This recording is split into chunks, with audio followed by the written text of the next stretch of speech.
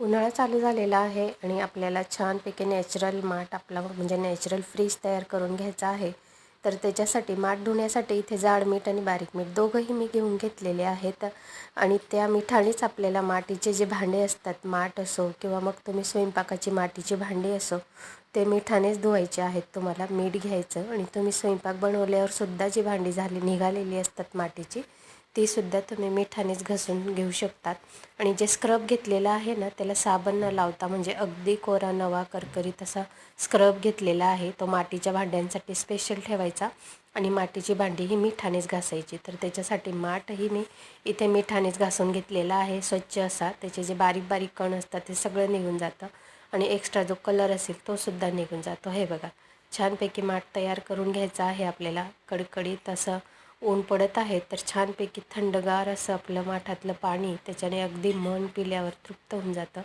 असं माठात थंड पाणी तयार होतं आपलं. मिठाने जर तुम्ही माठ घासून घेतला तर अशाच पद्धतीने त्याच्यात पाणी अगदी थंड राहणार आहे. फ्रीजमधलं पाणी पिल्याने चांगलं नसतं. फ्रीजमध्ये पाणी तहान तर भागते, पण परत परत आपल्याला तहान लागत असे, घसा कोरडा पडतो. पण माठातलं पाणी तुम्ही एक ग्लास जरी पिलं ना, अगदी थंडगार असं नॅचरल थंड, तर मन अगदी तृप्त होतं आणि चांगलं वाटतं आणि शरीरासाठी सुद्धा चांगलं असतं ते. तर अशा पद्धतीने तुम्ही उन्हाळ्यासाठी खास माठ अशा पद्धतीने तयार करून घ्यायचा आहे, धुवून स्वच्छ. तुम्ही नवा आणलेला माठ असो किंवा मग तो जुना असो, 2 वर्ष जुना असला किंवा अगदी नवीन माठ आणलेला असला तरीसुद्धा तुम्हाला नेहमी अशाच पद्धतीने तो धुवून घ्यायचा आहे.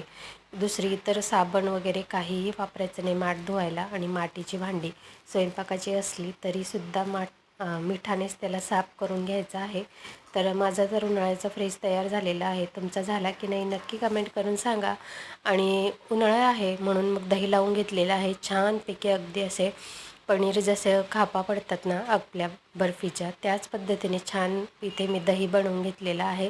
आणि ते कसं बनवलं याचा व्हिडिओ डिटेल माझ्या यूट्यूब चॅनलवर आहे. ब्लॉगमध्ये मी शेअर केलेलं आहे सगळं. उन्हाळ्यासाठी मी काय काय खास तयारी करून घेते आणि स्वयंपाकात काय काय बदल करते ते तुमच्यासोबत शेअर केलेलं आहे. तर तुम्हाला माझे ब्लॉग आवडत असेल तर नक्कीच माझ्या चॅनलला लाईक, शेअर आणि सबस्क्राईब जरूर करा. प्लीज प्लीज प्लीज चॅनलला सबस्क्राईब जरूर करा आणि व्हिडिओ पूर्ण बघत राहा शेवटपर्यंत.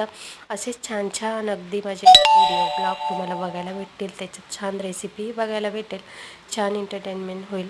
ऑल ऑफ एक मराठी फॅमिलीचे ब्लॉग तुम्हाला बघायला भेटतील. नक्कीच बघा आणि लाईक शेअर जरूर करा. तर इथे मी छानपैकी इथे कोशिंबीर बनवून घेतलेली आहे, तीसुद्धा बिटाची आणि काकडीची.